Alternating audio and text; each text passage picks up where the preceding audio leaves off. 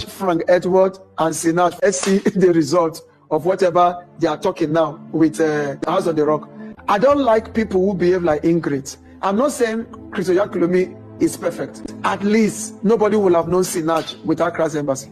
Nobody will have known Frank Edward without Christ Embassy. So all this nonsense, people forget who gave them water when they were dying.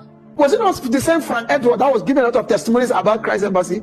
Who would have known Sinach if not for Christ Embassy? I salute Pastor Christo Yakulomi. Not every preacher can raise such stars. Why did the House of the Rock raise his own? Yakulomi raised. He took them from nowhere and put them on the global platform. So if he tells you, daughter, don't charge money. If you're a good daughter, you will listen to your father. So why will your father call you now left and go and get another place? If somebody gave his back for you to have height, the person may not be perfect. Recognize that and reason with him and say that since you say we should not be charging, which is scriptural, so what do? He will not guide you. One good thing about Natalia Bassey that I'm told, it doesn't charge money. Why are you monetizing everything? That is why all this issue of message and the concept, because they monetize the gift of God. Any gift of God you monetize becomes demonic. Any gospel song that a sinner can sing without getting convicted, that gospel song is empty. And Edward, that was like a household name. You are now going to be a music director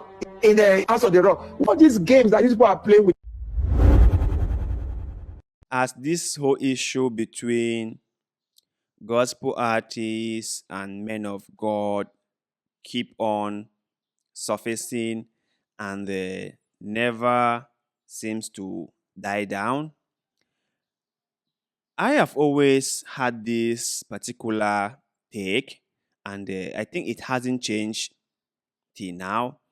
I personally think that anyone performing a function should be paid if they wanted to be paid.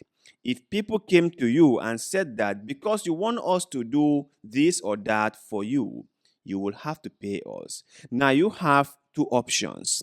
The first one is pay them what they are demanding, or don't pay them and don't use their services. I think you have these options within your hands, and you can decide the way you want.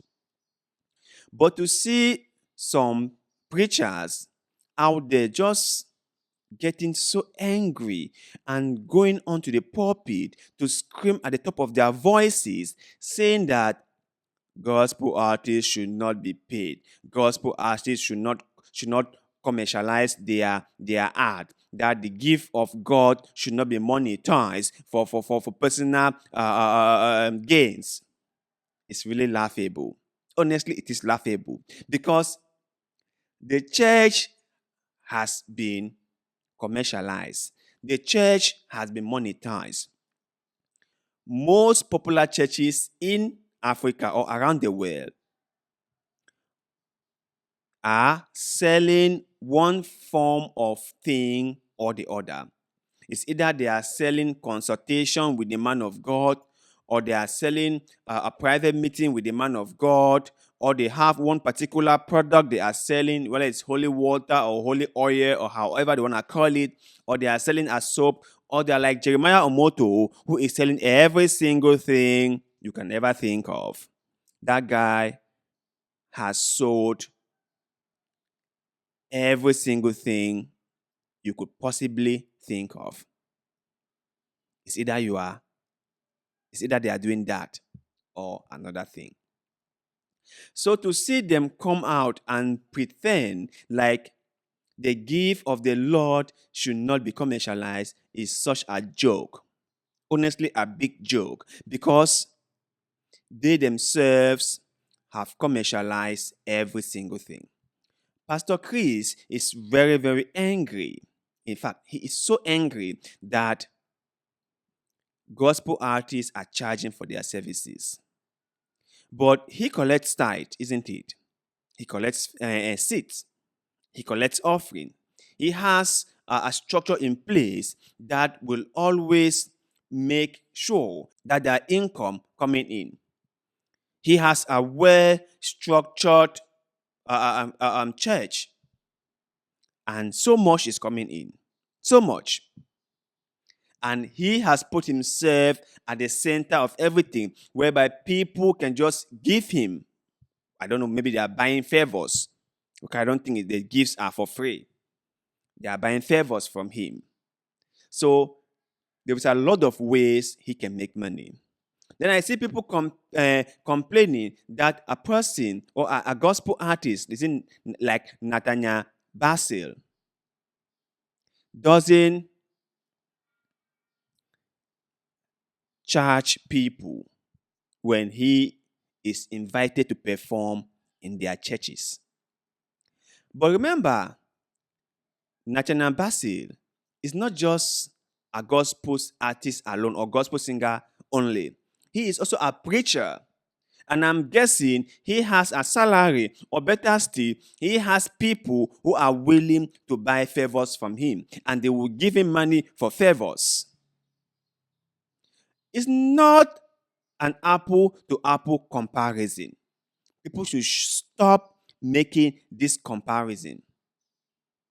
Those gospel artists have given or have put in a lot into polishing their art.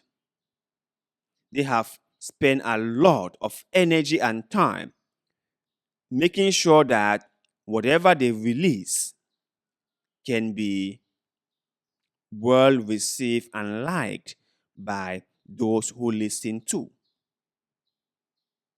So you don't expect them to do all this for free. No, no, that is unfair. That is really unfair. So if you want them to come to your church, pay them. Because the only reason you are inviting them to your church is because you know deep down in your own heart that there is a purpose for inviting them. There is a huge rationale for inviting them. And if you are inviting them, you should pay them. So we should stop all this up and down dancing or singing and this grumbling and complaining about artists or gospel artists wanted to be paid and they have not become like secular artists. Artist is artist. and that they are now becoming like secular artists. Stop it. Stop it. When you need them, invite them. And when you invite them, pay them. And stop all the complaining. It's not necessary. Honestly, it is not necessary. Please do us a favor, like the video, share the video. Tell a friend or two about our platforms. We are on Facebook, on YouTube, on Instagram, on TikTok. Remember, every little support we receive from you shall be highly appreciated. Thank you and see you in the next one.